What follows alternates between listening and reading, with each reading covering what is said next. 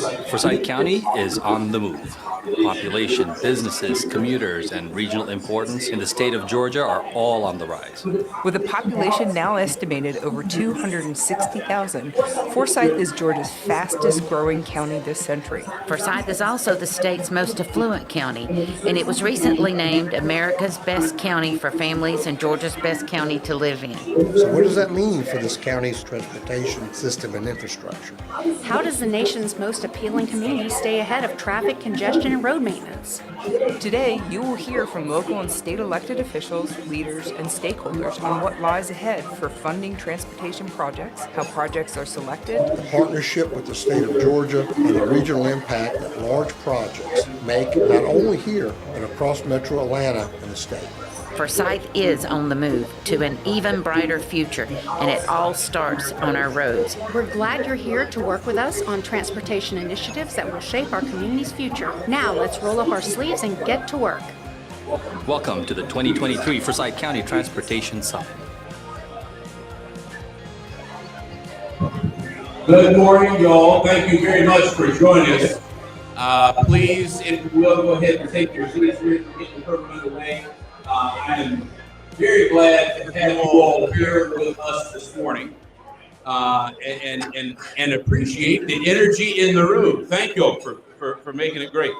Happy Halloween. This is an interesting day to choose to talk about transportation. My name is James McCoy. I work for all of you. I'm the president and CEO of the Forsyth County Chamber of Commerce. And again, we are just very, very glad to have you all here. As the Chamber helps businesses to thrive, we also encourage and provide opportunities to form partnerships in the community. In fact, the Chamber's mission statement is to advance positive business growth and community partnerships to promote a superior quality of life. Many partners are championing transportation efforts in our community, and on behalf of Forsyth County's business community, let me thank all of you. Those partners who are supporting today's event, and that we could not do this without their support, our title sponsor for many years has been Martin Marietta Materials.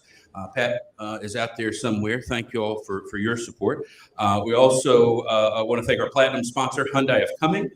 Our digital marketing sponsor is Jacobs Engineering.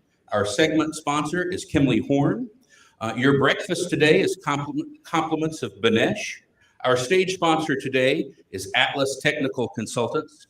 The South Forsyth CID has sponsored the program that's at your seats. Our wonderful host for today's event is Astro Celebrations. Our website is sponsored by Georgia Power.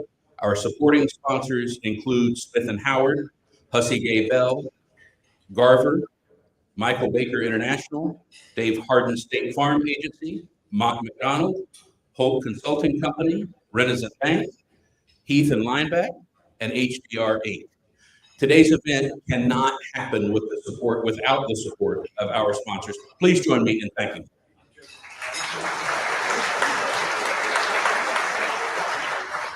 As I mentioned, our title sponsor today is Martin Marietta Materials, a member of the S&P 500 Index.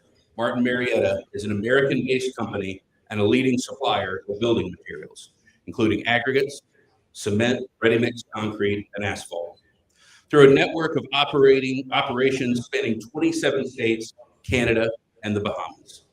Dedicated Martin Marietta teams supply the resources necessary for building the solid foundations on which our communities thrive. Let's learn a little bit more about this outstanding community partner.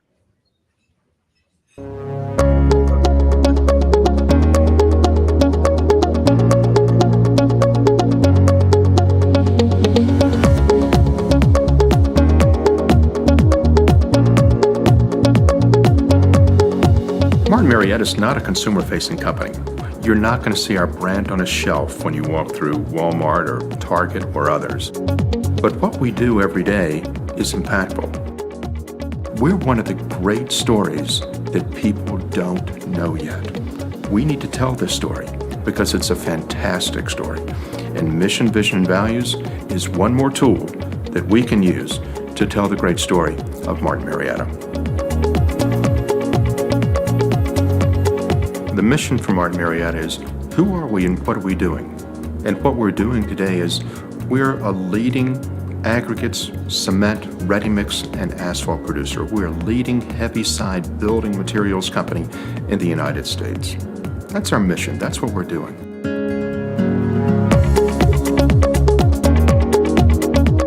Our vision is to be a world-class company. Not necessarily a world-class aggregates company per se, although that is what we'll be. We want to be first and foremost a world-class company.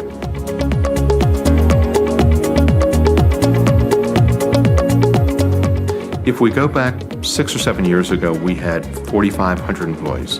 Today, we're nearly twice that. This is a place that your career can take you as far as your skills and your commitment and your dedication to ethics want it to go. And that's the type of company that we want this one to be. Our values are those things every day that define us. Is it about health and safety? Absolutely. Is it about community? Unquestionably. Is it about integrity and more? It is. Those are the types of things that define who we are.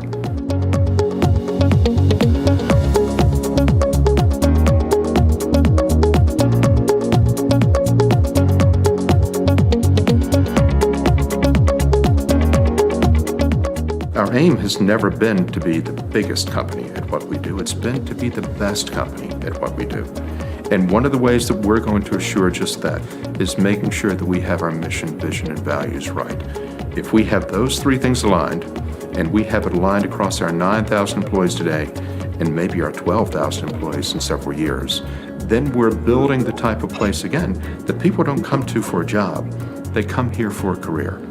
And people invest because they know they're going to get the type of return from that investment that they need to take care of themselves and their families. To me, that's what mission, vision, and values is all about. This will become a part of our lexicon.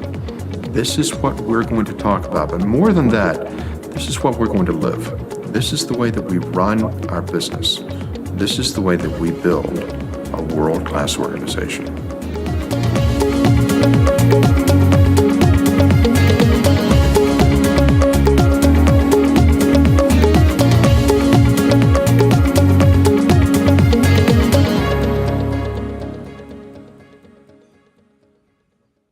Thank you and your team. We really appreciate your continued support on this and so many other things. Thank you so much. Please join me in thanking Mark Marietta.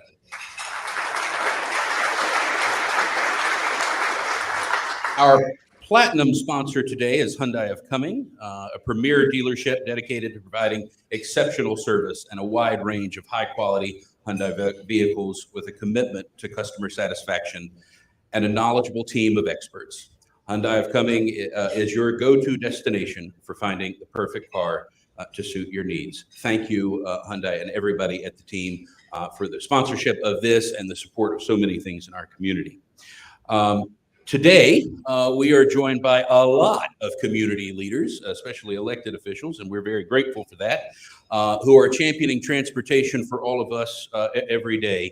And I'd like to introduce you to a few of those. We're going to hear a little bit more in just a moment from GDOT Commissioner Russell McMurray.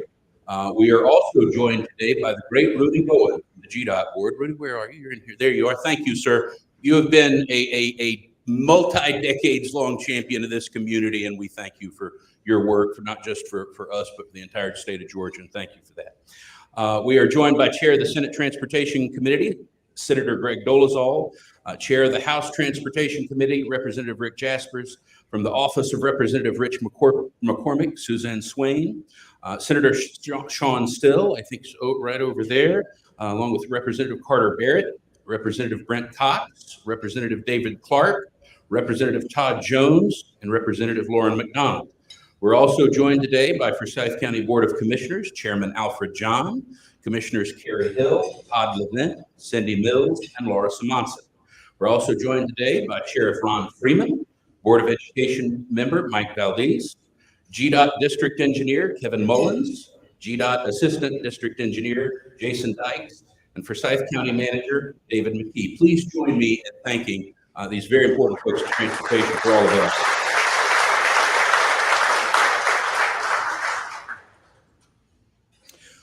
Just a quick question before we move on. Did anyone, I hope you did, anyone try the simulator back there in the back in the corner? If you didn't, I encourage you to try it out before you leave. This is, I want to thank Forsyth County Schools for hauling it in today for us. This is an incredible joint partnership, an effort between Forsyth County Schools. A big thanks to the state legislature for making the funds available to make that happen, and the Georgia Highway Contractors Association. David Mollring, you're in here somewhere. Thank you. The point of all of that, I don't know, anybody in here having a challenge finding new employees or folks coming into your workforce? I don't know if that's a thing for y'all. It certainly is in the construction industry, and the whole idea behind that, it's coming to us from East Forsyth High School Construction Pathway to introduce kids to what construction is really like and what it's all about. I strongly encourage you before you leave to go out there and try it. And thank you all for the partnership of making that happen, to introduce kids to a very important career and a way of life that unfortunately people are passing by just because they aren't exposed to the power of it. So thank you very much. It's now an honor to introduce someone who has been instrumental in helping Forsyth County reach where we are today, and more importantly, where we are heading regarding transportation infrastructure in one of the nation's fastest growing counties. Russell McMurray has seen it all in his career. I see a gentle nod over there. And after starting out as an engineering intern with GDOT in 1990, fast forward to today, and his leadership role involves overseeing one of the nation's most significant state transportation systems. With a substantial operating budget and a large staff, please join me in welcoming Georgia Department of Transportation Commissioner Russell McMurray.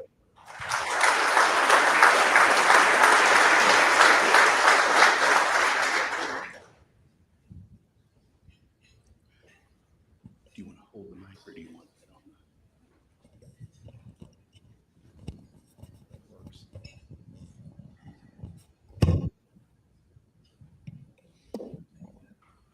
All right, that works. Good morning. It's a treat to be with you. That's my last dad joke for the day on Halloween. But hey, you all are out early. This is a big crowd to be out early.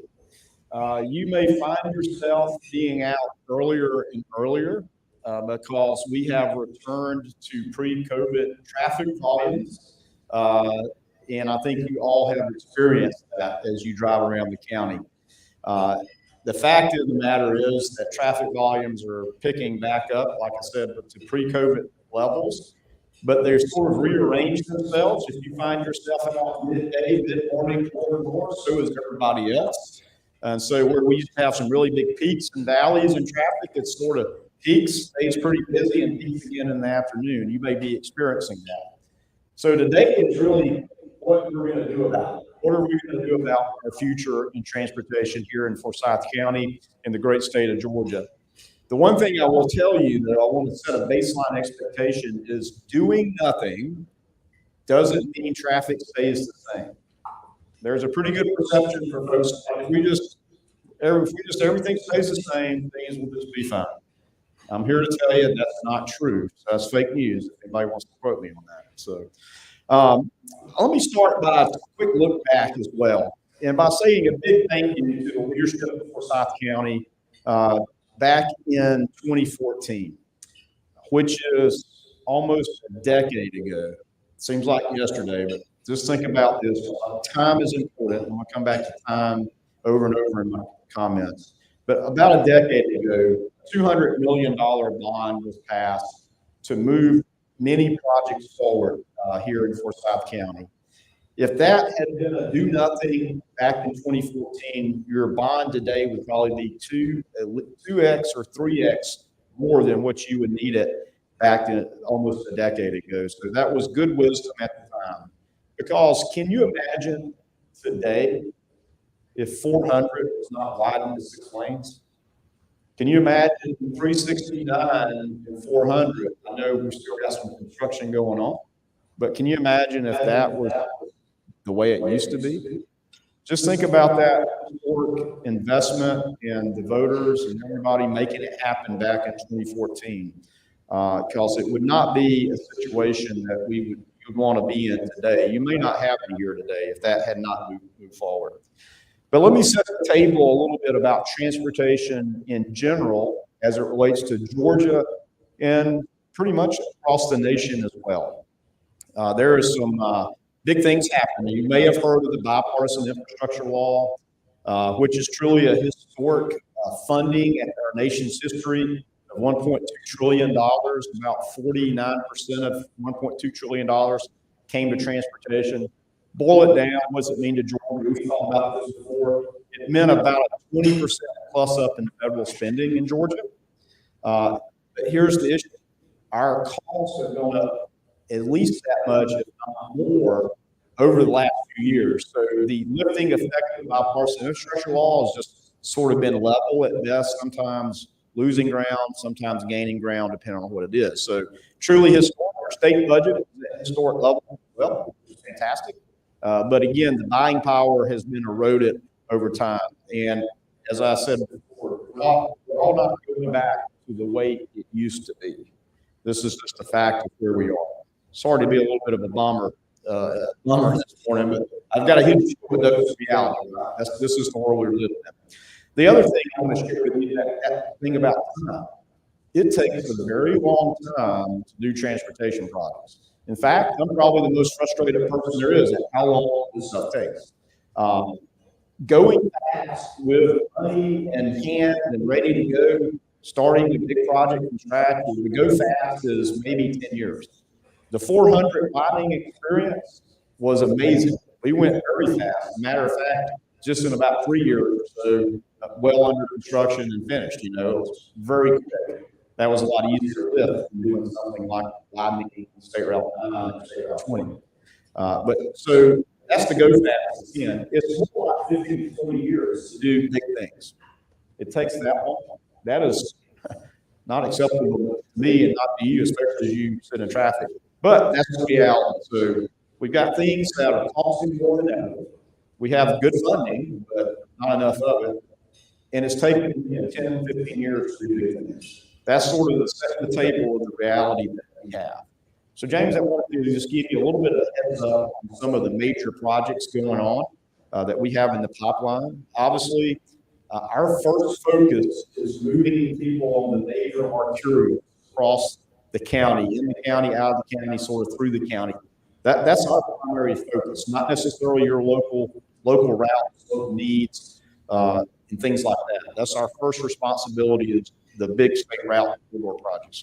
So we'll start with State Route 9, working our way from Alpharetta all the way to Cumming. I'm excited to say all the way from up to Fulton County up to 141 is under construction. It represents a $186 million investment. So if you do the math on that, that's about $27 million a month. That's all in. That's right away in construction and designing the project. But just to put that number in your mind, we're going to bid 141 up to State Route 20, right up to Cumming in early next calendar year. That will be the last segment. We estimate that to be about $70 million. So the other big corridor we're working on is State Route 20 corridor from Canton over to Cumming. 2 phases of that are well under construction over on the Canton end. One phase is all but finished from 575 up to Union Hill Road. That represents about a $131 million investment just from 575 to Union Hill Road. There's 2 other phases over in the Cherokee County side from Union Hill over to State Route 369. Everybody knows where 369 makes a turn. Those will be bid in fiscal year 25 and 26, about $146 million investment there. And the 2 phases we're probably most interesting in as we look at all these phases, 6 phases across the 20 miles, is from 369 here in Cumming over at North Corners Parkway, where we work over Stony Mountain, that area. Those 2 segments total $430 million of investment. The property cost about is the same as the construction cost to buy those parcels. We will get those two phases next late next summer. So you can see that we're moving forward in a big kind of way with big investments. This total State Route 20 corridor investment, let me just give you some perspective from Canton to Cumming, $700 million, give or take. So some more give. So just to see how big it is. We've got some other major projects, of course, that you may have interest in. Of course, our continued work supporting the county with funding on Post Road from State Route 9 to Kelly Mill. The county is the lead on that. So I thank Chairman Dolezal for his continued interest and support of that. GDOT's funding commitment at the moment is about $62 million for that first segment from 9 up to Kelly Mill. So that's a big one. And of course, another big investment we have here is down in the south part of the county at the Guinness Ferry and State Route 400 at the interchange, which is under construction now. That represents a $73 million investment to make that interchange improvement there in the south part of the county. As you can see, just mentioning a few corridor projects and one interchange projects, we're approaching $1 billion of investment just in those two corridors, interchange and on Post Road. So that's pretty amazing to see, give you some perspective of what things actually cost. These projects certainly help regional mobility, but there's many more transportation projects that you all know about. You know where they are because you drive through them and say, hey, when are they going to fix this? When are they going to work on that? That may be a county initiative, a city initiative, or a state initiative. So there's a lot more that work on as Forsyth County continues to grow, as James recognized, one of the fastest growing counties in the nation. So with that, today we're going to take a little deeper dive into what that future looks like and what's it going to take for us to be successful. So with that, I'll turn it back over to James. I look forward to some further conversation. Thank you.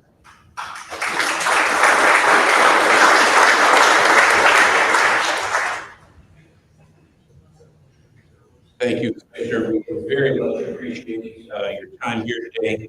I know I can't even imagine what your calendar looks like. We appreciate your time this morning. So without further ado, please join me in welcoming Russell Brown, Director of Forsyth County's Department of Communications, Senator Greg Dolezal, Representative Rick Jaspers, Chairman Alfred John, and County Manager David McKee to the stage for our discussion.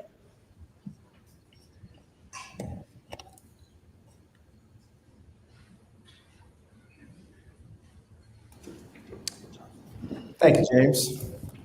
Gentlemen, good morning.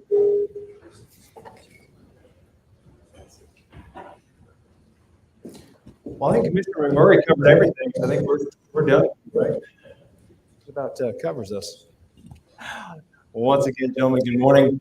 For those that aren't aware, Chairman Alfred John is with us, County Manager David McKee, Representative Rick Jaspers, Senator Greg Dolezal, and Commissioner McMurray, who you just heard from there a moment ago, with us for our first panel discussion. Well, let's jump right into it here. We got a lot to cover. 3 panels coming up here this morning.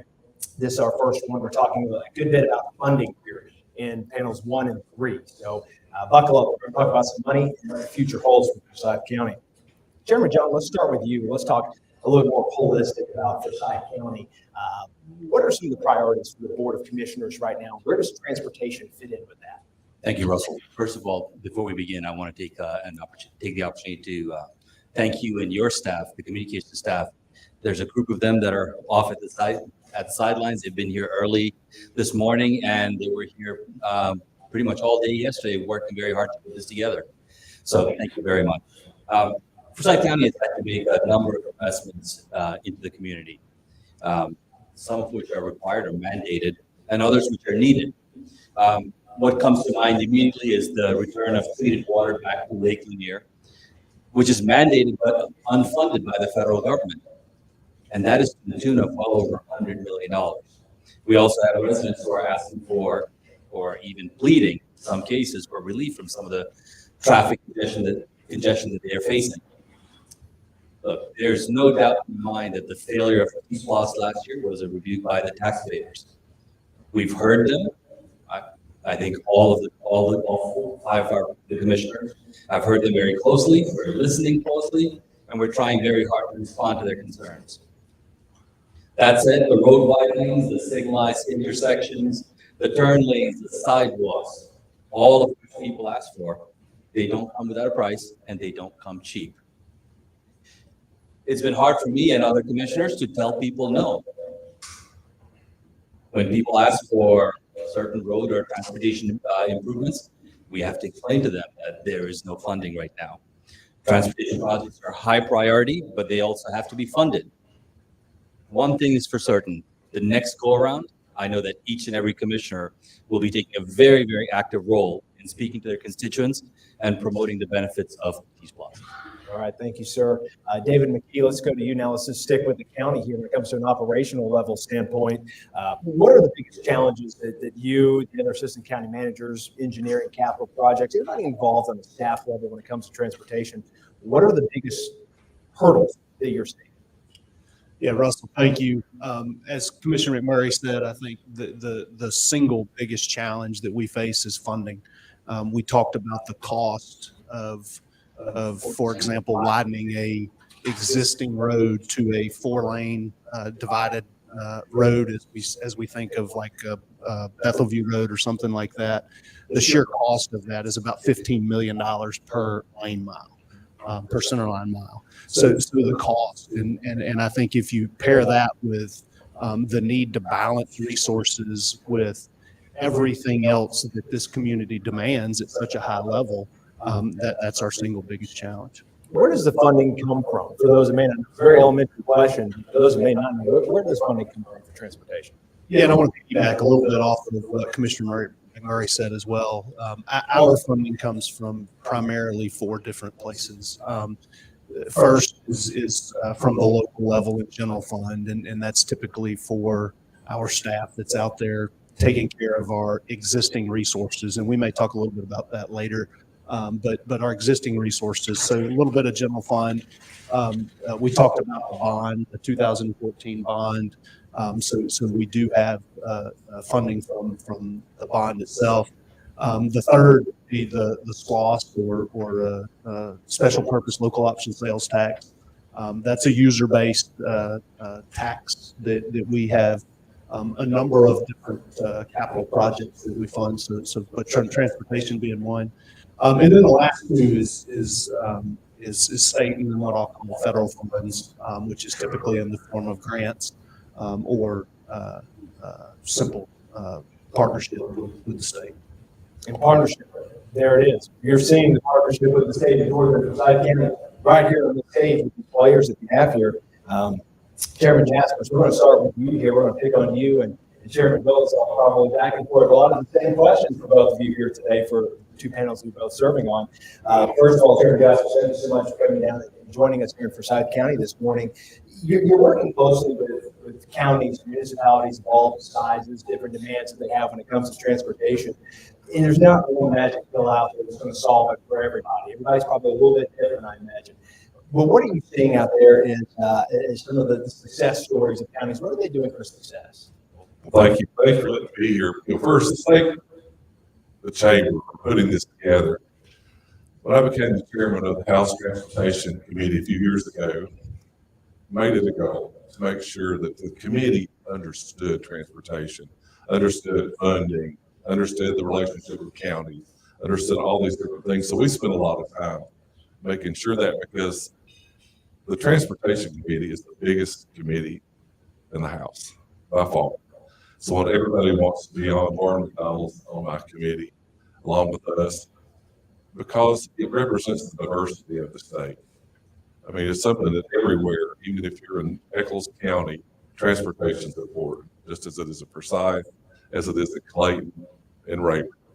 And it's a lot of fun to get to work on this every day, but just to see the diversity and see what we can do. Yeah, it was a little disappointing. We've got almost 300. A leader in this, but really, along with GDOT board, great leaders like Russell McMurray and his predecessors and my predecessors have given counties and cities the tools to do what they want to do. I mean, not that we need to sit in Atlanta and dictate what a general policy, but giving them, as David talked about, SPLOST, T-SPLOST, regional SPLOST, even bigger, to make sure that the counties have the opportunity to do what they want to do, to direct the county's transportation goals and needs specifically to them. And I think that's something we work on very hard to make sure our committee understands that, because, there's a lot of jealousy. I mean, Senator Dola thought we would get we want $1 billion, don't we, Greg? We do, but it ain't gonna happen. And we'll fight always for Forsyth County, just as the state representative Spalding County is going to fight for theirs. But my goal is to make sure people have the tools and they're out there. And when I talk to members, it's making sure that they know that it's in their hands and they got to do something with it. They can't sit here and just wish that Rick, Senator, whoever would do something. They got to take care of it themselves, and we give them those tools. It sounds like that could be a blessing or a curse, depending on how you want to look at that. Somebody's not going to take care of it for you. The ball's in your court to take care of it yourself as a county. It is. Great insight there. Chairman Dolezal, what trends are you seeing as chairman of the Senate Committee on Transportation?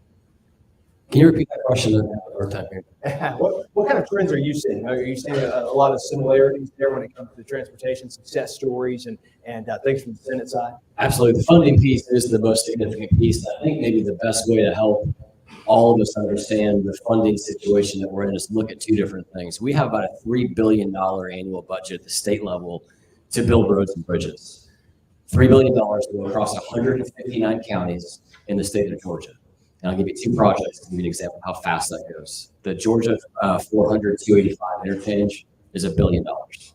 Post Road was mentioned earlier, 6 miles of Post Road. It's going to be $120 million.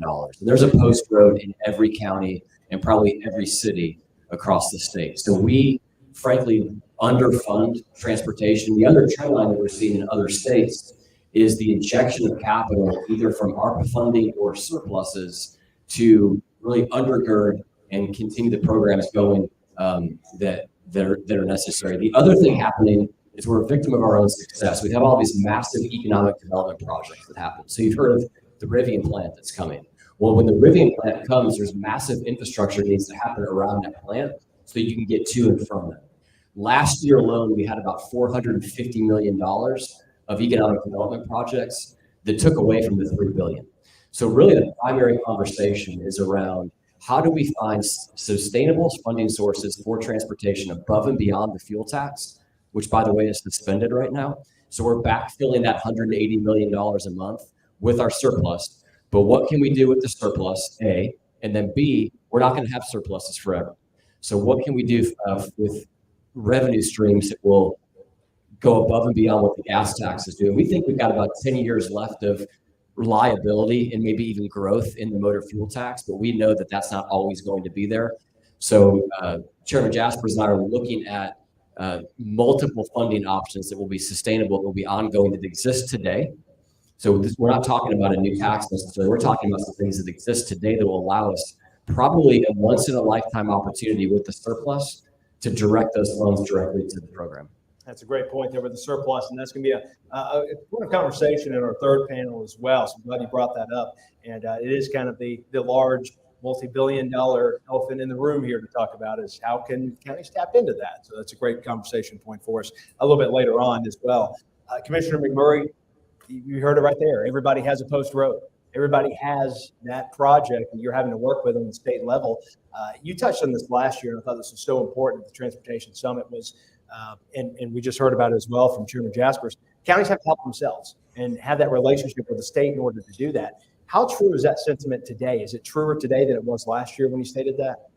Yeah, last year I was, pretty firm on how critical that was as you guys were looking at a T-SPLOST. And again, to your question, I think it's even more important today than it was last year because of the times we're living in, and seeing the needs again locally, and then local control of that ability to work through a T-SPLOST or whatever revenues that you have locally. Because again, from our point of view at the state, is we're trying to take care of the state level high priorities, but you've got local needs and priorities throughout the state. And let me go back to, I should have said this too. Listen, you need to recognize that you have both chairmen of transportation in the House and the Senate representing you in Forsyth County. So don't beat them up too much because there are 158 other counties as they both recognize. But that's pretty special to have this opportunity to have your transportation chairs that understand Forsyth County, the needs of Forsyth County, and trying to figure out how to develop good policy at a state level. That, again, as Chairman Jasper said, there's a lot of tools in the toolbox that exist already to take advantage of that. But I want to hit a little bit on something Chairman Dolezal said is, Georgia, we saw just about a month ago now, #1 state to do business for the 10th year in a row. These huge economic development jobs require lots of infrastructure and manufacturing, advanced manufacturing. So, we're trying to make sure that those are successful, but it comes at a cost for sure. I want to remind you that, there is a #1 team in football too. We know which one that is, right? And so I'm not going to start any kind of thing, but there's another coach that's getting a lot of attention right now out in Colorado. And Coach Prime, if you remember, his mantra before the season started was, "We're coming," right? Well, the other states around us, that's their mantra to come after Georgia. And they're doubling down.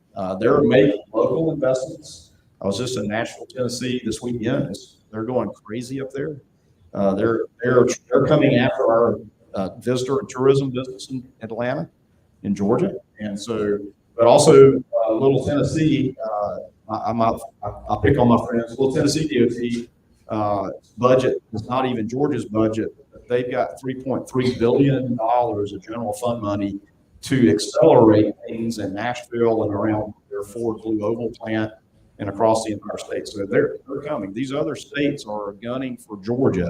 And of course, Forsyth County, you guys are such a vital part of Georgia's economy in what you have to offer here and continue to grow. So the fact of the matter is funding, as I said earlier, just does not go as far as it used to. And so having partnerships and having the ability to leverage funds together gets you to the table. If you just got your hand out, and I know many of the county commissioners are sitting over there, we've had this discussion before. You just got your hand out, you're not getting anything. If you bring something in your hand to the table, it helps to move projects ahead. So that's why that partnership, I say, is even more important today than it was when we were here last year, because things have just continued to increase in cost. And again, as I said, we're not all going back to the way it used to be. This is just going to be the cost of doing business going forward. All right, so it's not just even the state that we need to be thinking about. We also need to be thinking about those surrounding us too. And that's an interesting thought there. David, let's go back to you here. Let's localize a little bit here about Forsyth County. Commissioner McMurray already touched on a few projects that are very near and dear to the county's heart here, and a lot of folks probably driving through those this morning. One of those is down in McGinnis Ferry on the southern end of the county. That's a great example of not just the county and the state working together in GDOT, but you've got other municipalities in there as well, several in fact. So give us a little bit of background on that project, where we stand here today. Yeah, Russell. McGinnis Ferry Road is the last section of McGinnis Ferry Road that's 2 lanes from State Route 85 over in Gwinnett County to State Route 400. Commissioner McMurray just talked about the interchange project that GDOT's working on there. So McGinnis Ferry Road has quite a history. We have a big partnership, and quite frankly, to your point, we could not deliver this project without that partnership. We got a partnership with the City of Alpharetta, City of Johns Creek, and then the state DOT to deliver that project. Project did come in, as most projects are right now, transportation project. It did come in over budget. We have, I'm going to step back for a second. Doing nothing, as Commissioner said a few minutes ago, doing nothing is not an option. And if I haven't learned anything in capital projects over the last 15, 20 years, is you have to be able to be fluid in your ability to deliver those projects, because there's no doubt that the project's got to be completed. And we could all probably argue in this room that it should have been completed 10 years ago, 15 years ago. But the fact of the matter is, doing nothing is not an option. And with that, what we're going to do is GDOT's had some success in splitting those large projects up. So we're going to split the project up, turn right back around, get it back on the streets, and then get that project start delivering that project very soon. All right. So one project there, several here in Forsyth County. And you mentioned their capital project and what that team is doing here in Forsyth County. For those that don't know, the capital project's team, great information in the back to learn some more about some things happening in Forsyth County, some of the larger projects that they take control of and get to the finish line. We're a little bit pressed on time. We're just going to jump ahead a little bit. I'm sure we have time for the next couple of panels. Chairman John, I'm going to leave the panel with you here and let you have the final word. We still have 20 more to get to. Chairman Dolezal, Chairman Jasper as well in our third panel. But I want to give you the final word of the discussion here for the summit today. What is the highest priority, or maybe the question for Forsyth County as we look ahead for our transportation future that you see from your position? Very simple. Let's talk commerce. I was watching the footage that's up on the screen, and you know what I saw? A lot of tractor trailers, box trucks, pickup trucks, work vans, police vehicles, fire trucks. Whether it's within the county or whether they're traversing the county, these people have some place to go and they have some place to be, and we have to build the infrastructure for it. In a very short period of time, the inland port in Hall County will be built. And when that gets built out, goods will flow through the port and through Forsyth County. If we don't position ourselves for that traffic, and very soon, Forsyth County will be known as the bottleneck of North Georgia. So we need to plan for that, and we need to start work on that. But in addition to that, we have to contemplate more business and homes being built in, not just in Forsyth County, but also in neighboring counties and cities. That's one part of the equation that most people don't think about or consider. We're not the only ones that are growing. Our surrounding counties and cities are growing as well. And their traffic doesn't stop at the county line. They come through Forsyth County.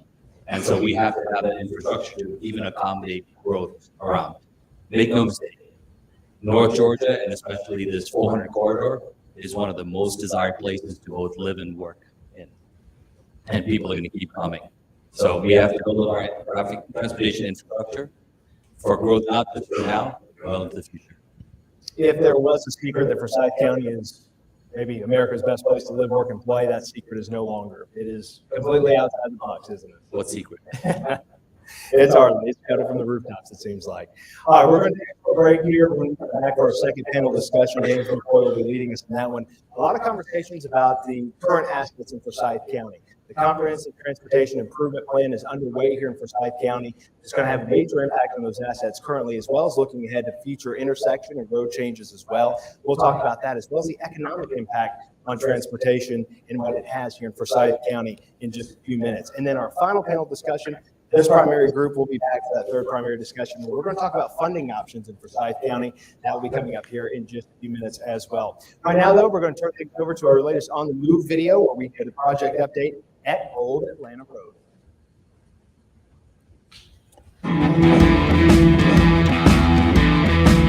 Thanks, Russell. Welcome to this edition of On the Move, where we'll go behind the scenes of the project to widen Old Atlanta Road.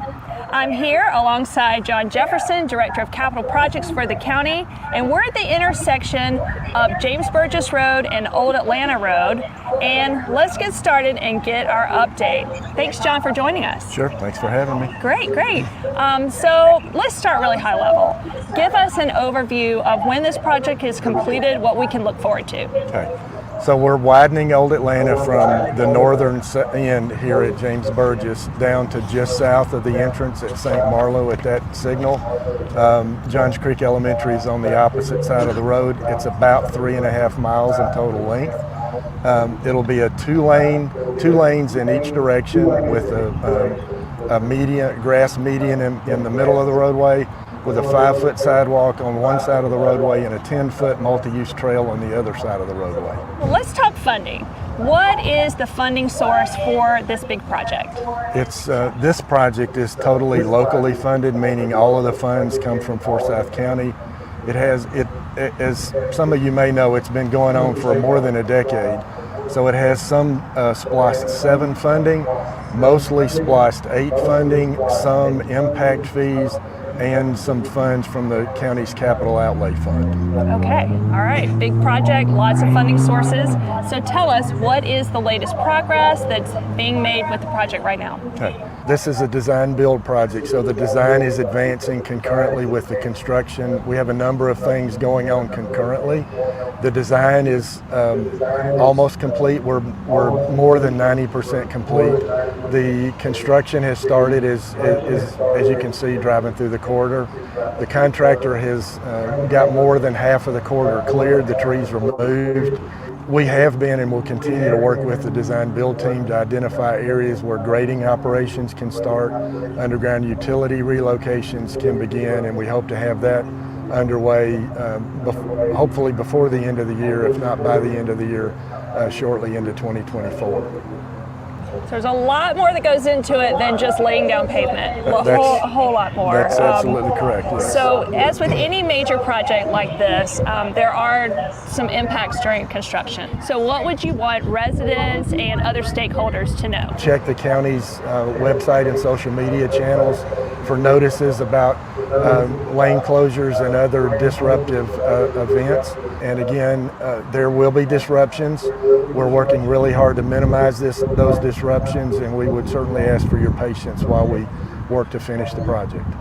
Looking ahead, when can we look forward to this project wrapping up and getting all the benefits of all this work? Sure. We've been underway for a little more than a year. We're at least 3 years from completion. I don't want to push it any longer than it needs to, but we're at least 3 years from completion.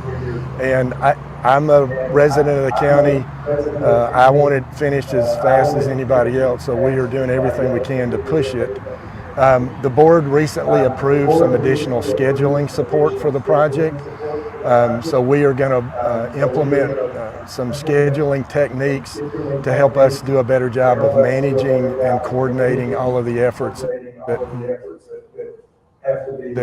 have to take place in order to complete a project like this. Thank you, John, for joining us, and thank you all for watching this episode of On the Move, where we give you an exclusive behind-the-scenes look at major construction projects happening here in the county. To learn more, check us out at forsythco.com and the Capital Projects webpage for John's group, and follow us on social media, where we want to keep you updated on all things Forsyth County. Thanks for joining us for T-Summit. Get ready for the next panel.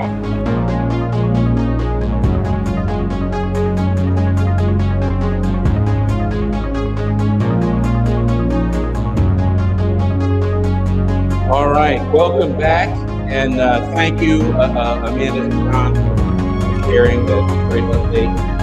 Before we get started on our second segment, I want to just take a moment and encourage you to scan the QR code at your table or on the screen to listen to the latest episode of Coco Talks, the Chamber's podcast. In this most recent episode, which was co-hosted by Jason Bockel from Jacobs, we feature Senator Dolezal and Representative Jaspers, who continue the conversation a bit more depth than we've been able to do here today. It really turned out great, Jason. Excellent job. Can't wait to have you back. But I would encourage you, Representative Jaspers and Senator Dolezal, do a deeper dive. It's a really great discussion. So on your way out, my guess is you might run into some traffic. You could listen to that podcast, make some good use of your time.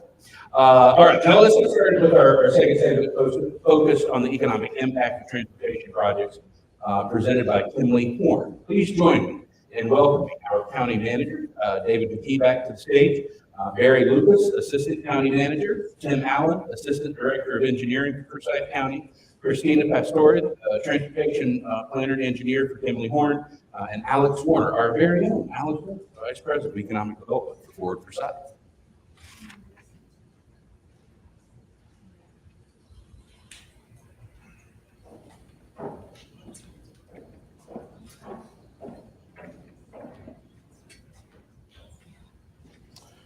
All right. Well, thank you all for joining us. Thank you for being here. Thank you for the sponsorship. So I want to, if we can, start off by talking a bit about the comprehensive plan as it relates to transportation. And so my guess is not everybody is following it just the same way that maybe I would or Alex would. But and Barry, I suppose this may be for you or David, but could you talk a little bit about where we are on that plan, how we plan for transportation, what's happening with it right now, and where we stand with the plan?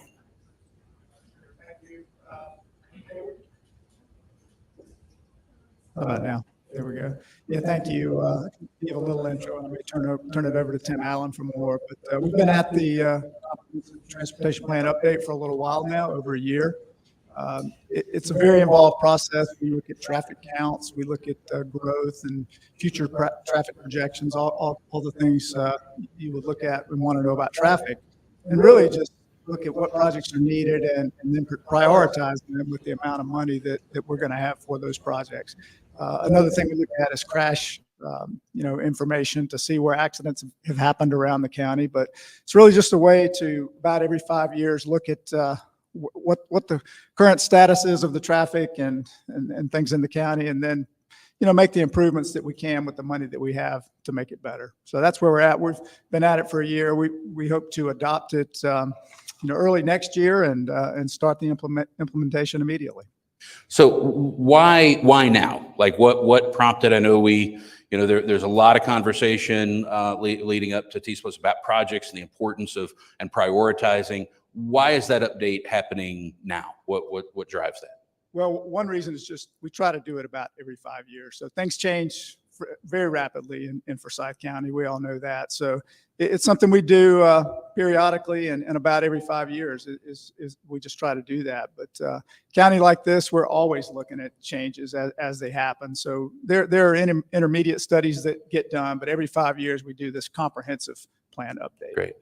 And Tim, this is probably more for you. So what can you talk about some of the projects that have been highlighted in the plan, some of the things on the horizon that we may not be aware of, or things that you feel like need to be highlighted? Well, most of the projects are not new. It's this is our sixth rendition of the comprehensive transportation plan. In cooperation with ARC, they're actually funding 80% of it. The cost for the update of this plan and our last plan. And it's done in coordination with the surrounding counties to identify what they're doing as well, so we can all link together with our future roads, infrastructure improvements. But it's, 400's a big priority in the plan. We list projects on county roads, state roads, city. They're listed based on, as Barry said, needs. In the future, it's modeled, the entire county's modeled based on existing traffic volumes and current and future growth expected throughout the county based on zoning and a current growth rate. So you come up with a model of when the road actually has a level of service that's unacceptable, say level service D, and that is when ideally you'd want to have your project underway or nearing completion. So you don't go into a level of service F, which is gridlock pretty much. So that's how it's modeled, and you come up with your short range, long range, or short range, mid range, and long range project list that can be funded with future SPLOST and T-SPLOST projects like the county's going to pursue. Very good. So Christina, could you tell us a little bit kind of what's Kimley Horn's role in this? How does this, there's a role for a private company and a public purpose. Explain that a little bit and kind of y'all's role and how that works and how you're driving an outcome. Absolutely. So Kimley Horn is serving as the prime consultant for the CTP. We also have some partners, Blue Cypress Consulting, Carlos Perez. So we have partners that are working with us, and it's a competitive process. And so we started, as Barry mentioned, about a year ago in this process, and we're helping to support the county in all of the efforts from the technical analysis and looking at all of the models and the crash analysis, looking both at roadways and other bicycle pedestrian type projects. We're helping to engage the public and the community, making sure that we're hearing from everyone. And then we're working closely with staff. Tim has been a phenomenal partner to really work through those projects, understand what is the prioritization need to look like. So, and I'm not sure, Christine, if this is for you or maybe for everybody, but how do people get involved? How do the folks in this room, how do the folks at home, the folks who, like me, just cul-de-sac dwellers, how do we get involved in the process? Well, the timing actually couldn't be more ideal. We are in our recommendations phase right now, and we are getting ready to release our online survey. It is going to open this week, so stay tuned. I know we have a captive audience of people who are very interested in transportation in Forsyth, so we want to leverage your networks as much as possible to be able to get the word out.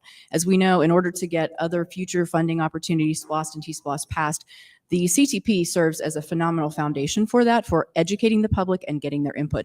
So the online survey will open this week, and we start public meetings next week. It's going to be a little bit of a hybrid approach. On a couple of the days, we'll be there in person, staffing the different locations. And then we also will have more of a kiosk format where people can kind of come at their leisure and walk through the individual boards and activities using their phone as a passport to take them through the process. So starting from November 9th through November 14th, we'll be in 6 different locations around the county. We have a board at the back. If you're interested in learning more, you can sign up. We'll make sure to notify you. But yeah, keep an eye out because things are happening very, very quickly, and we need your support. All right, very good. So let's shift the focus just a little bit. I mean, so we all love to talk about the new stuff. I mean, it's fun to talk about the new projects and the widenings and new roads, and that's it's a lot of fun and it's interesting. But we often forget these are all assets that have to be maintained and kept not only up to standard, but particularly as cars change and roads change and that sort of thing. So, Tim, I don't know if this is you or Barry, but could you, or maybe both of you, but talk a little bit about, the more we build, the more expensive, of course, it is to maintain. And how important is it for us in planning for that future and thinking about the comp plan to plan for the maintenance of that and the upkeep of everything, every bridge, every road. So I don't know which one of you would be best to start with. So. Yeah, I can start.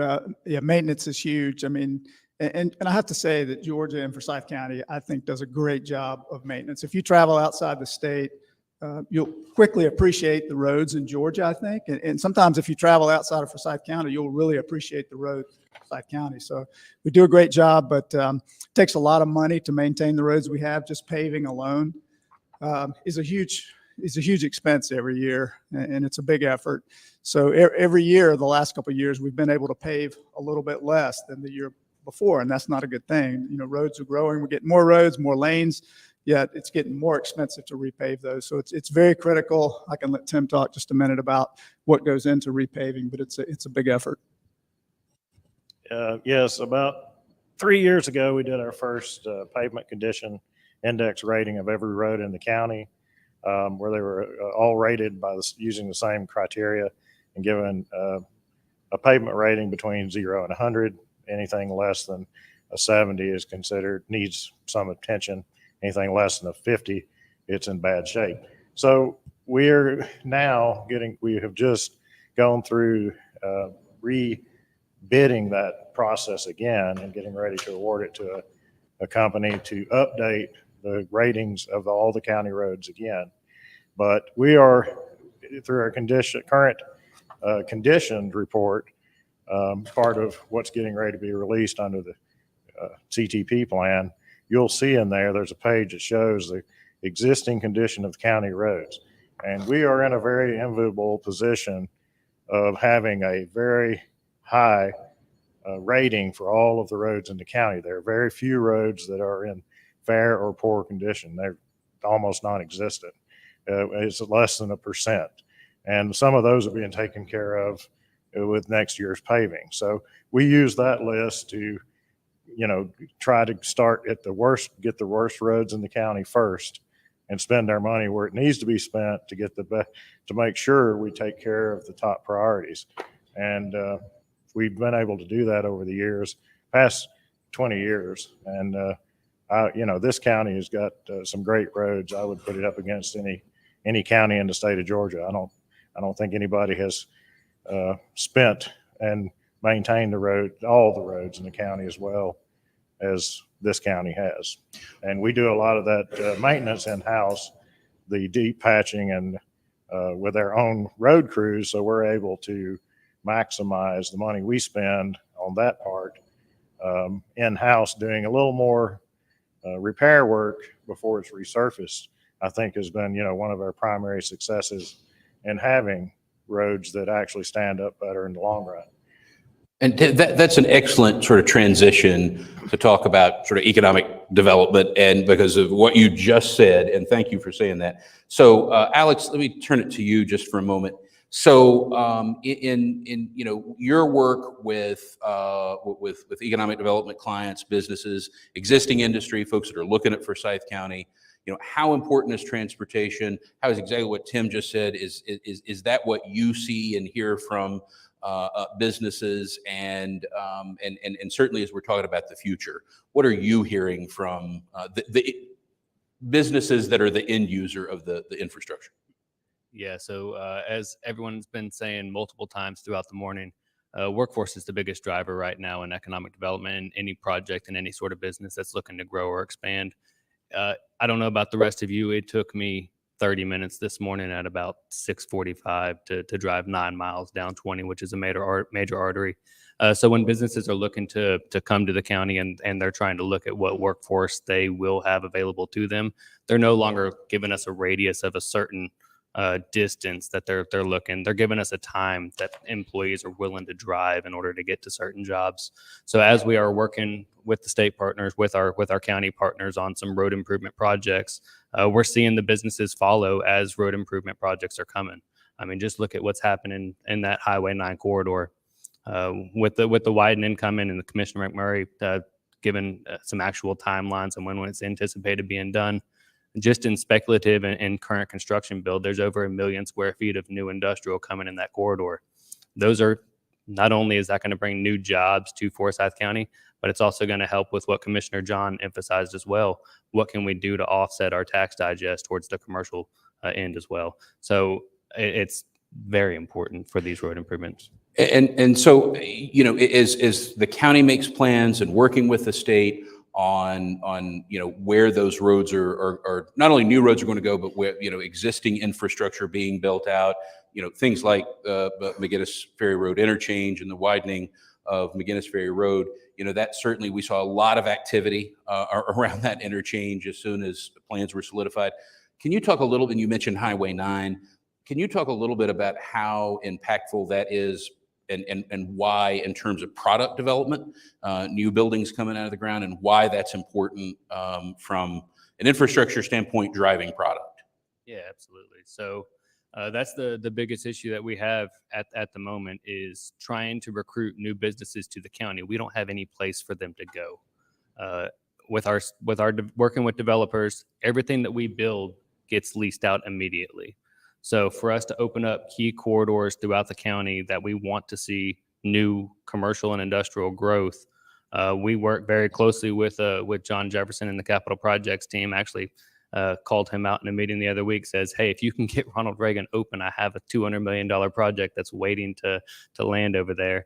And we went out in a pickup truck and we drove the new Ronald Reagan to get an expedited timeline on when we can actively try and recruit a project over there. But also in the same breath, we're actively looking into the future to see what we can do to open up new opportunities in the 53 and 369 corridor as the inland port does come online. What can we do to better prepare ourselves for the future growth that will be going on in that corridor? Is it just going to be a trucking corridor that other counties take advantage of, or is Forsyth County going to position itself to be ready to take advantage from a tax perspective as well? Perfect. I want to close it out with you, David. You cannot imagine the different directions you get pulled in as the county managers, particularly around transportation projects. In your role with the commissioners, how do you make decisions about what transportation priorities need to be a priority? Pulling out for that long list. When it gets down to it, how are you leading that conversation, and how do those decisions really get made? James, it's a great question. If everybody in this room doesn't leave but with one thing today, from this panel, what I want you to take away is that we do have a plan. We do have, I think, a 6th rendition of the plan. I think that we have a plan for transportation, both our existing assets and looking forward.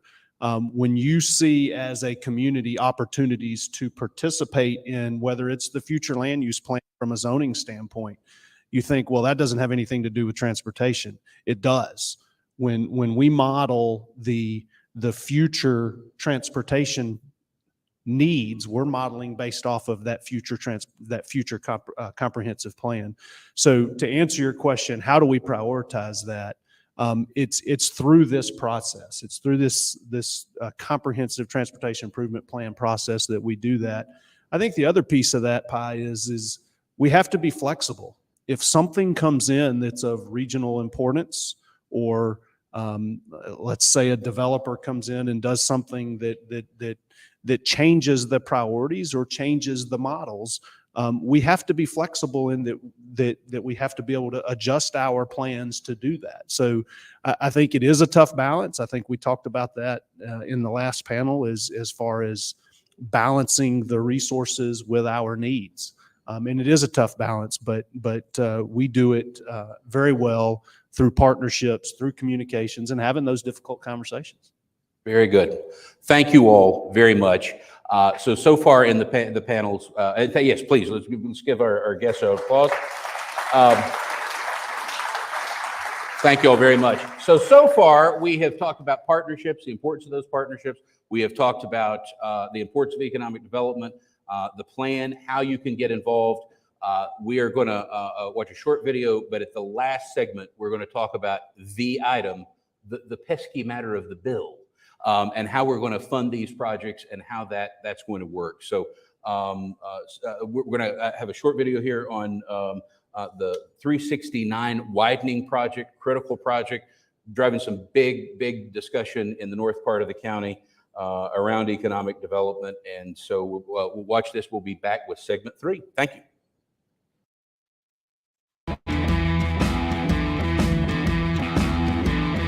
Hello, I'm Amanda Roper with Forsyth County Communications, and I'm alongside John Jefferson, Director of Capital Projects for the county. And we are here at the intersection of 369 and 400. There is a lot of activity happening right behind us today. And John joined us here to tell us all about it. Thanks for joining us. Sure, thanks for having me. Absolutely. So what is happening today? So the contractor is going to erect 6 additional bridge beams on the what we're calling the stage 2 portion of the bridge. That's the southern portion of the bridge. They're actually working on span 2 over Georgia 400 northbound lanes. They're going to set a total of 6 beams. The beams are approximately 140 feet long. They're constructed out of pre-stressed concrete. And they weigh just a little over 59 tons, which is approximately 118,000 pounds. If you laid them out on a football field, it would get you past the 45-yard line, but not quite to the 50. Well, I understand it that the construction on the bridge paused temporarily late last year, that you guys updated the plans to ensure that the bridge would reach its expected very long service life. So tell us a little bit about what was changed and how that's being incorporated in this new section of the bridge. So the biggest change visually is the addition of what we've called the web wall. That's the infill that you can see behind me between the columns and below the cap. That's a 2-foot 9-inch thick reinforced concrete wall that adds additional stability and strength to the middle bent and the median, both stages of the bridge. Okay, and the bridge widening is just part of the work that's going on here. I know 369 is being widened. Tell us a little bit about where we are with that project. Sure. The contractors recently, west of 400, gotten the eastbound lanes to the point in construction where they could put one eastbound lane on that section of the 369 widening, so they have access to widen the median in the center of 369. So you've noticed that traffic shift. It's probably been about a month since they did that. Okay, well, driving here, I noticed there's a number of intersections that were new and some that were upgraded. So tell us, how does that help improve traffic flow in the area? As a part of the project, we've added 3 additional signals, and then all of the existing intersections will be improved. We've added signals at the on and off ramps of Georgia 400, east and west of the exit 18 bridge. We've also added a signal at the Bridgetown entrance into that development, which will also service the Coal Mountain Connector. So a lot of work going on here, and for two very big projects. If you talk about the bridge and intersection and the widening of the road, let's talk funding and what all is going into helping to pay for these projects that are really going to improve mobility in our county. Right. The total project cost is approximately $81 million. That's coming from a number of funding sources. The project has some SPLOST 7 funds, SPLOST 8 funds. GDOT has some funds in the project. There's an LMIG grant, a GTIB grant. The county issued a transportation bond several years ago. It's got some transportation bond funding in it, and it also has some impact fees. Okay. So looking forward, what do you think we can see looking forward to happening in the coming months to like beginning of next year? So once the contractor sets these bridge beams over 400 northbound, they're working to get the end bent ready to set the beams over 400 southbound. That should happen sometime in the month of October. Once the beams are set, the contractor will go to work getting the formwork in place and the rebar in place to pour the bridge deck. West of 400, as I mentioned earlier, the contractor's working on the median from Coal Mountain Elementary all the way up here to Georgia 400. And then that work will continue to progress over the winter months. Our hope is, weather permitting, by late spring, early summer, that we'll have 369 widened and open to all 4 lanes of traffic. Again, that's our goal, and that's what the contractor is pushing to do. Okay, well, thank you so much, John. Thank you all for watching this episode of On the Move, where we want to take you behind the scenes of large construction projects happening here around the county. Check us out at forsythco.com. Look at our news, look at John's team's capital projects page, and of course, follow us on our social media, where we want to keep you updated on all things Forsyth County. T-Summit attendees, get ready. Your next panel is on the way. All right, thank you all, and thank you for the great update. I'm going to ask Russell Brown to join me in introducing the members of our final panel today. Thank you, James. Well, we've reached that third panel. It's our final panel. We're kind of do a crescendo here. We've talked a little bit of comprehensive transportation improvement plan. Kind of leveraged our SPLOST. Even what's happening in Tennessee and how that's an impact on us as well as we head here into our final panel. So to introduce our panelists once again, working left to right for those who might not know, John Orr. He's with the Atlanta Regional Commission. He's the Managing Director of Transportation Planning. Of course, David McKee is our County Manager. Representative Rick Jaspers from the House of Representatives, Senator Dolezal, and of course, Russell McMurray from GDOT as well. Well, let's dive into it. We don't have a lot of time. We still got a lot to unpack here in our final panel. Let's start with the Atlanta Regional Commission. John, I want to start with you. Welcome in, first of all. Thank you for taking the time to be here today. We just saw a lot of action there, 369 and 400. That's been a project that here in Forsyth County, we've heard a lot about over the past handful of years. Now coming to the finish line, we've now got the exit open there. That's having a bit of a regional impact, I imagine. So let's talk about, from a regional standpoint, what kind of a role does the ARC play here in Forsyth County? Well, first of all, thank you for having me this morning. Great event. The Atlanta Regional Commission, we're the designated, what's referred to as the Metropolitan Planning Organization for Metro Atlanta, includes all or parts of 20 counties. And in their role, we are primarily have 2 major functions around transportation.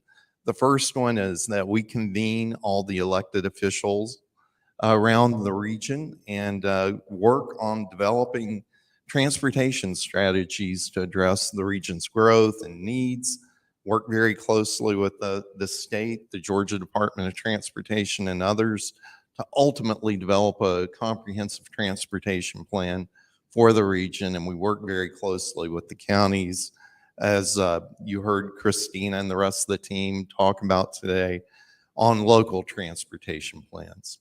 Excellent. So there's a lot of players at stake here, and it's something that, kind of being an outsider when it comes to transportation myself, is that you see these different organizations that all have a hand so to speak, in pushing transportation, and the ARC certainly playing a big role in that here in Forsyth County. Chairman Jaspers, I want to put you on the hot seat here for just a moment, and this is a conversation we're picking up on from panel one, where Chairman Dolezal was talking about surplus at the state level. We've been seeing it in the news here, $10.7 billion surplus in cash here at the state level after another surplus year for Georgia. Great news there. So now the question immediately becomes, especially here today, what does that mean for transportation? Is that something that the House is looking at, maybe pushing some dollars towards transportation, especially here in Forsyth County? Is it feasible?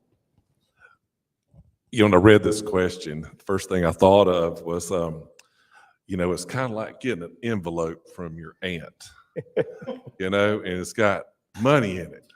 And you're like excited and you're going, oh, what am I going to spend this on? And the first person that wants to spend it's your kids. So we all know how that is. But, the hands are up. $10 billion is a tremendous amount of money. And Georgia does have a lot of unmet needs. From the years 2010, there's been some things that have happened. And, I was in the legislature in 2010 during what was a big budget cut. And so I've been on both sides of it, the lean and now the fat. But the hands are up, and they're out there everywhere. And I saw the list from the appropriations chairman in the House the other day, and I just giggled. I said, just at the volume that's out there. But I want to tell you that I think our appropriations chairman, our transportation appropriations chairman, the governor, I saw David Mollering, in the back with the highway contractors. We are all in unison. And we have met with the governor, making sure that in those dollars that are out there, transportation is covered. When you heard Senator Dolezal talk about what's going on in some other states, we can't be left behind. We are number one in all these different things in transportation, but there's still a lot of unmet needs. I drove across the state yesterday, through Savannah, through Macon, in Atlanta. Man, we're making progress, but there's still a lot that's got to be done, especially out away from those other areas. And Russell will talk about those. We're talking specifically, like Greg talked about, the $400 million. We certainly want to see that put back in the budget, but for a really important reason. You just think about it. Georgia operates on a balanced budget. We spend what we've got. We're very thoughtful about it. When they pull that $400 million out, what they did on the transportation side is there was probably a project in Forsyth County or Hall County or a county that touches us or wherever in our state that got pushed down the list a year, 2 years. And so, I have members coming to me, they're screaming because they've gotten letters from different entities saying that their project is now, 2026 instead of 2024. And so that's caused a lot of angst. And I know that's something we're going to address. I mean, the folks I listen to, Mollering and all of us are very in unison. That at least has got to be put back in there. But I think, as Greg said, we want more. There are a lot of needs, and we're pushing in the $1 billion range or more to make sure we can do some of the things that we need to be done throughout our state. Chairman Dolezal, you brought this up in panel one as well, so you've already covered this to some degree, but I want to give you kind of the last say on this when it comes to the state surplus and that big check that the aunt just sent on birthday that might come with strings attached. What say you on that? Yeah, I think that infrastructure has to have a piece of the surplus. All of us have been in the governor's office at various points in time having that conversation. There is an additional bucket of funding of ARPA funds that have not been distributed yet. Interestingly enough, nobody seems to really know what that number is. We just know it has a multiple B in front of it, so it's a multi-billion-dollar number. We have seen numerous states, Governor DeSantis, Governor Lee, Governor Abbott have all spent either ARPA funding or surplus funding or both on infrastructure. I think that the $10 billion number is a big number until you think about the reality that our state budget's $32 billion. We can hold about 15% of that in reserves. We need to keep that in reserves. So it's really only about 5. I mentioned $180 million a month is what it costs us to suspend the gas tax. So depending on how long that stays suspended, we'll see about $1 billion of the $5 billion immediately go away. And then here's the other reality, guys. The surplus thing is probably a flash in the pan, right? I saw a number yesterday that we're at an all-time high of car loans being 60 days past due. I think that we see some very clear dark skies coming. So the surpluses will get reduced. So in addition to the surplus conversation, we have to have the sustainable funding conversation. And then the other reality is that we're not doing a ton more projects with these surpluses, because believe it or not, when the government injects trillions of dollars into the economy, inflation happens, right? So I know it's shocking, but we have seen 50 to 75 to 100% increases on project costs from when they were designed to when they actually go out to build. So really, this is a massive game of catch up, really to get us back to par. And that's the concerning thing. We did a study at the state level around the topic of freight and logistics, and identified just shy of $100 billion need to keep freight moving across the state over the next 25 or 30 years. The Port of Savannah is the third busiest port in the country. They moved last year 6 million TEUs, which is 20-foot container equivalents. So they moved about 6 million containers in and out of that port. And as Alfred mentioned earlier, with the inland port coming, that's all coming to our region.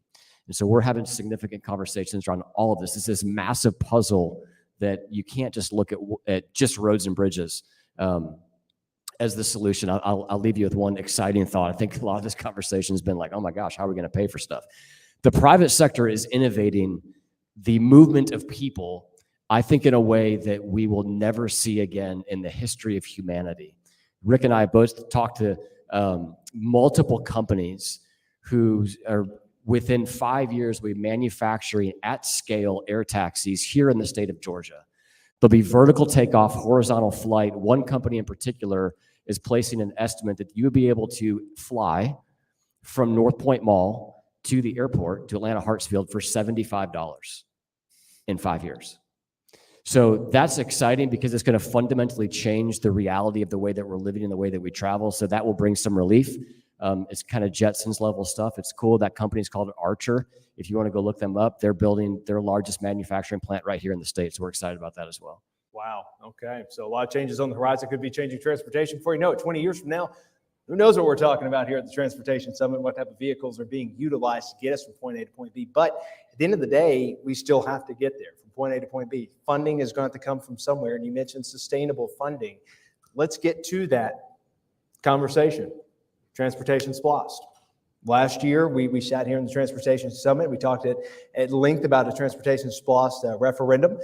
As we all know, that did not come to pass. That came very close to passing, and however, it did not.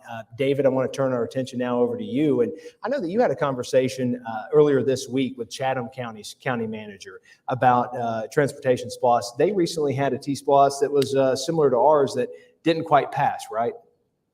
Yeah, Russell, thank you. I did. I had a conversation with Michael Kegler, county manager in Chatham County. Chatham County, for those that don't know, I'm sure everybody does, but I'm going to say it. It's Savannah. So it's Savannah, Tybee Island. It's a coastal county, roughly 300,000 population. They had a failed T-Splost conversation. I called Michael. And really just, there's 159 counties in this state, right? There's not a lot like Forsyth County in the amount of population. But what is similar to us in Chatham County is that they have similar transportation concerns. They also were coming off of a what I'm going to say is a failed T-Splost. So had a quick conversation with him about that, and I think we got a couple clips. So the first question was just strictly about, coming off a failed T-Splost and, what does that mean for Chatham County? Yeah, it was a little disappointing. We've got almost 300,000 people in our county, and the vote failed by, less than 1,200 people. So real close there.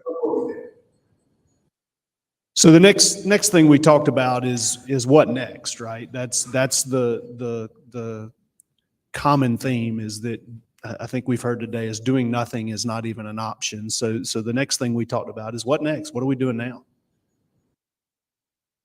funding. We've been had a SPLOST at 1 cent sales tax here locally since around 1998. And we've done a lot to leverage those funds with state funding. The state's a real good partner with us. We try to cooperate with them. We've done a lot where we could help them through fast tracking and starting projects, purchasing right away, doing design work, and kind of leveraging those funds to get state funds, get them to commit state funds here locally to help us with our construction project.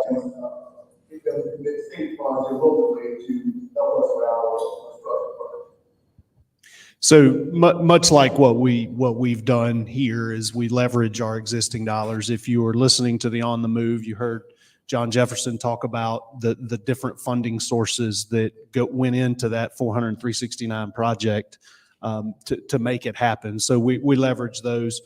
I think the question still remains, much like the question that I'm asked all the time. I'm sure our commissioners are asked, and much of y'all in here is, are we going to pursue another T-SPLOST? And I asked Chatham County the same thing. I think when you look across the state, only about 7% of counties succeed at their first T-SPLOST. A lot of that is education. But I asked County Manager Kegler that question. We anticipate going back to the voters. You kind of learn from, the last opportunity, and we felt that getting more information out to the voters, looking at some of the targeted areas, and particularly with the new Hyundai plant coming online, I think we can hit some of those key areas which will, kind of entice the voters to kind of help us push it over the goal line this time. So another thing that I wanted to take away from his thoughts and is, what are the lessons he learned there? And much like the same lessons that we learned, and anything that we are doing in local government, I think everybody on this stage would agree, we don't do a good job of telling our story. We don't do a good job of educating what exactly the challenges are, and then what our sources are to do that. Chatham County is doing something a little bit unique. I asked the question about bonding. That's always comes up. Well, let's bond it. We talked about the 2014 bond. So I asked County Manager Kegler, what is is bonding even an option for Chatham County? And they're doing something interesting, and we'll hear from him. Two schools of thought on that. We've got some facility projects that we're looking at. We're building a new trial court building. We're looking at a new recreational complex. And where we've used SPLOST funding to do some of that, what we anticipate doing is bonding some of those projects and taking the money that we would have used there and put them on our transportation project. So you can kind of get both of them done at the same time. So something he said there, and y'all, you've heard a couple times, you've heard me say it, I know, and I'm sure Commissioner McMurray would agree, we have to be flexible, right? So T-SPLOST didn't pass in Chatham County. They elected to shift some of their SPLOST projects out, their facility, shift those out of SPLOST funded projects. They bonded those facilities. They're going to leverage those SPLOST dollars for transportation needs. I think the other takeaway is something that works in Chatham County doesn't necessarily mean that it will work in Forsyth County. However, what we have to do is we have to learn from everybody's successes as well as everybody's failures. And the takeaway there is that we in Forsyth County, we continue to build relationships both with ARC at the state level, at GDOT, but even other counties that are going through the same challenges that we are. Interesting things there. And, there it is. We talked bond in there. We talked T-SPLOST. We've talked about other kinds of funding sources that the county can utilize. But now as we kind of bring it back home here, David, T-SPLOST, what is the goal here for Forsyth County? We heard it from Chatham County. Is this a viable option now for Forsyth County looking into the future? So Russell, ultimately, this comes down to a couple things. Number one is, do we have a plan that locally we can get on board? But then it comes down to one thing: do the citizens of Forsyth County want that? Is it a viable option?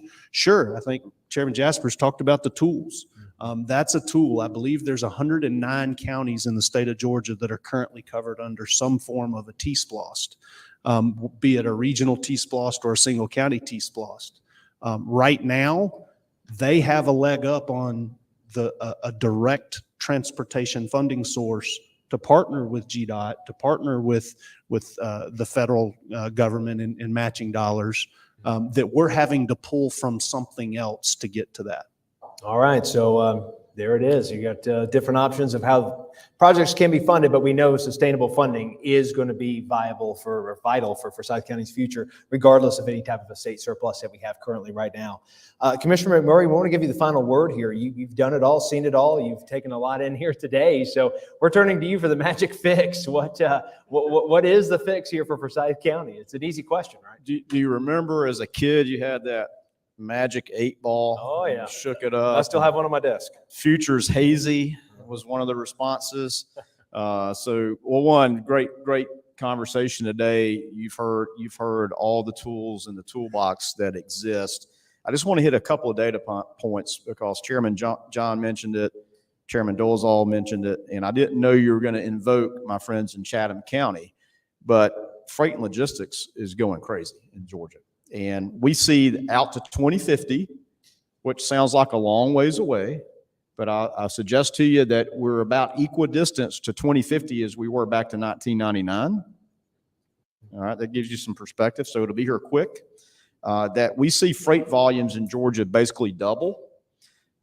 It was talked about State Route 9 about warehousing and distribution. Warehouse distribution by 2050 across Georgia grows by about 382%. So is there anybody concerned about like a warehouse near your neighborhood? Any of those tensions exist? Yes, because they have found us, because we're making online orders and we get stuff. That means you got to be close to the consumer, to us. So you're going to see those pressures continue to grow. I didn't know, again, this Chatham County thing that you did. Chairman Ellis had GDOT down just 2 months ago to meet with all the cities and the counties to have an education, the county folks, including the 3 surrounding counties, because we've taken a deeper dive from a planning role of freight and logistics to those 4 counties down on the coast to share with them the information that they need, because they are trying to get ahead of the tsunami of growth that is happening down there. And when I tell you a tsunami of growth is huge and it's scary. In fact, when I saw the outcome, it's really scary. In fact, our study showed that we need to invest over $1.4 billion over the years to 2050 if we want to keep travel time from the Port of Savannah in and around Chatham County at an hour or less. You can do that in 20 minutes today. So we need to invest $1.4 billion in those counties, but predominantly in Chatham County, to keep the travel time not to be like New York, New Jersey, or LA Long Beach when it comes to ports. So that's a long way away from Forsyth County. But what happens in Chatham County is an economic indicator for the rest of the state, because the port has that much impact. And as Chairman Dolezal mentioned, inland port, and Chairman John mentioned inland port over in Gainesville Hall. Those are big helps, but it's a reflective of our overall economy. So let me just sum this up in a few thoughts, and because I wanted to jot these down, because all we can do is tell the story of what the future could be or should be, and that's very important. We can arm you with facts and data. Comprehensive transportation plan, all those kind of things indicate what it is. Those are physically constrained, by the way, so that plan may not be what you want if you have to physically constrain it. But here's the thought, and I'm so glad you said it. It takes more just to make the status quo, just to keep state of good repair and all the things that are important to us, because nobody in here likes hitting a pothole, right?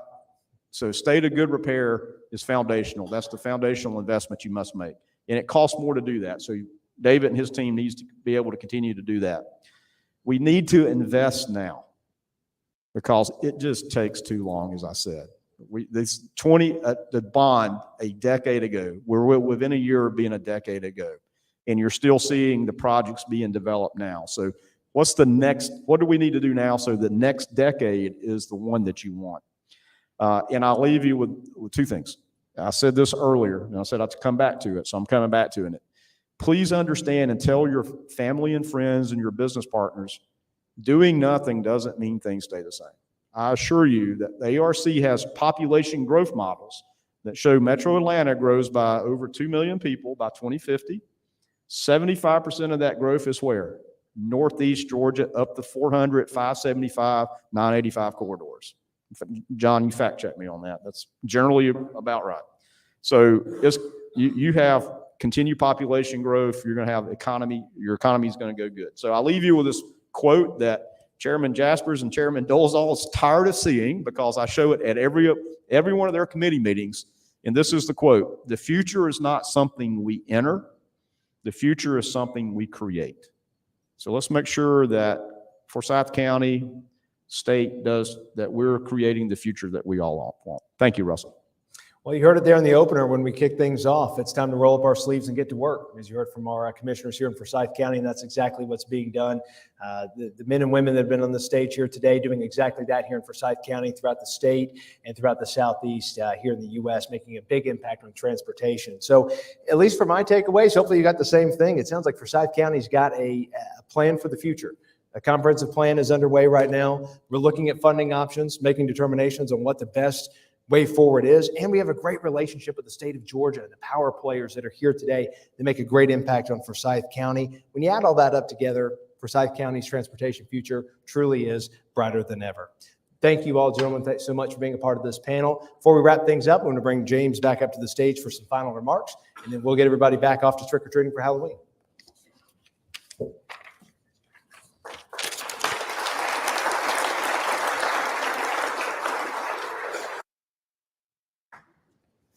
Well, again, thank you all so much for being with us and this morning and spending so much of your time.